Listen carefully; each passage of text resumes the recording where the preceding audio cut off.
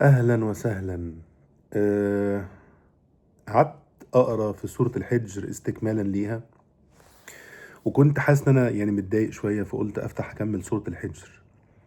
لقيت مقطع عايزكم بس تحطوا انتوا كونتكست كده شوية معلومات قبل ما أقول لكم المقطع كان بيتكلم إزاي. لا، الحاجة الأولى ده كلام ربنا.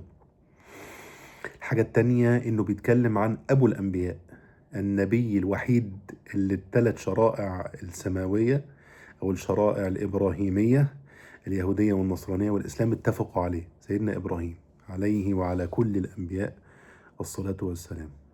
يعني مش الرول موديل، هو الموديل نفسه عليه الصلاة والسلام. ربنا في المقطع ده بيتكلم عن الملائكة اللي جت تبلغ سيدنا إبراهيم بخبر إن هو هيرزق بمولود. طيب، أعوذ بالله من الشيطان الرجيم. ونبئهم عن ضيف إبراهيم. ضيف إبراهيم هنا هم الملائكة. إذ دخلوا عليه فقالوا سلاما. أول تاتش بوينت في المقطع ده إن سيدنا إبراهيم، وهو ده أول حاجة استوقفتني. عندنا مشكلة يا جماعة في الناس اللي للأسف بتتناول الدين بالشكل في أفكار كتير قوي في دماغي. في الأول كنت فاكر إن ده عن حسن نية، وبعدين ما بقاش فارق قوي حسن نية ولا سوء نية، بس هو غلط. ألا وهو إيه؟ بيتناول الدين بالبرفكشنزم، بالايدياليزم، إن كل حاجة لازم تكون متستفة، كل حاجة لازم تكون صح، وإن المسلم ده هو عبارة عن إنسان روبوت ما بيعملش حاجة غلط. وللأسف الواحد مع الوقت اكتشف إن التوجه ده توجه أقل ما يقال عنه إن هو غير واقعي، وثانيا ما يقال عنه إن هو اللي بيدعو إليه مش بيطبقه، إن هو مستحيل يطبق، مستحيل، وهو ينافي أصلا بشريتنا. ونبئهم عن ضيف إبراهيم إذ دخلوا عليه فقالوا سلاما. لو احنا هناخد بقى الايدياليزم هنا، وان سيدنا إبراهيم ده بيعمل كل حاجة بالورقة والقلم والمسطرة، وان ردود الفعل كلها محسوبة، كان قال ايه؟ أهلا بالضيف الكرام. ما عملش كده. قال ايه بقى؟ ونبئهم عن ضيف إبراهيم إذ دخلوا عليه فقالوا سلاما قال إنا منكم وجلون. أنا خايف، أنا قلقان. سيدنا إبراهيم سيدنا إبراهيم. أيوه، ليه؟ بشر عليه الصلاة والسلام، بشر.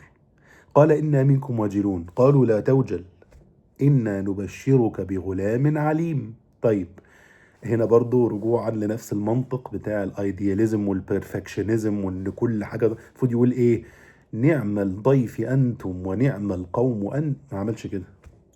قال ابشرتموني على ان مسني الكبر فبم تبشرون.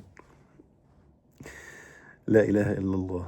لو شلنا بس لو شلنا الطرق اللي ما بيننا وبين القرآن الكريم، والناس اللي ما بيننا وبين القرآن الكريم، وتناولنا كلام ربنا زي ما سيدنا عبد الله بن مسعود رضي الله عنه قال غضا طريا كما أنزل، هنوفر على نفسنا كتير قوي وسنين كتير قوي للأسف من أقل ما يقال عدم الفهم. قال أبشرتموني على أن مسني الكبر فبما تبشرون. اتريقوا عليا عشان كبرت في السن وأنا ما ينفعش يبقى عندي عيل. والله العظيم هو ده ترجمة الكلام، والله العظيم. ترجموها بحاجة تانية. قال أبشرتموني على أن مسني الكبر فبما تبشرون. الملائكة هدته وبتحاول تهديه، وفي نفس الوقت they are confirming المسج. قالوا جئناك بالحق فلا تكن من القانطين.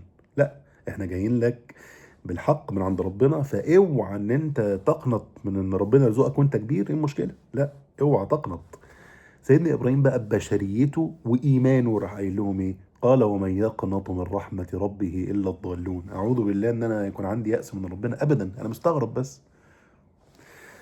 مش ممكن على البشريه اللي في المقطع وعلى ابو الانبياء هنا بيدعونا، وربنا من قبل ابو الانبياء بيدعونا، لان ربنا ساق المقطع ده في القران اللي احنا بنتلوه بقالنا 1500 سنه. يا جماعه خليكوا بشر يا جماعه، بلاش افوره. الحاجتين، الحاجتين. قال انا منكم وجلون، انا قلقان. وقال ابشرتموني على ان مسني الكبر فبما تبشرون.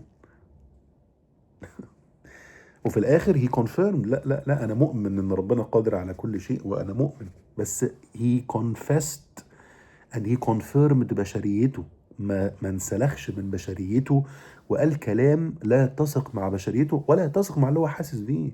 ما قالش كلام منمق مزوق خالص، قال اللي هو حاسس بيه، وفي نفس الوقت قال ومن يقنط من رحمة ربه إلا الضالون. لا، مفيش حد يقنط من رحمة ربنا إلا اللي مش ماشي كويس، فأنا مش منهم. لا إله إلا الله. مقطع جميل بشري متوازن يخليك ان انت to be yourself، ولما تغلط ترجع، ولما تحس بحاجة تقولها، وفي نفس الوقت تفضل على طول عندك اليقين ان لا، ربنا قادر على كل شيء. شكرا جزيلا، نشوفكم على خير.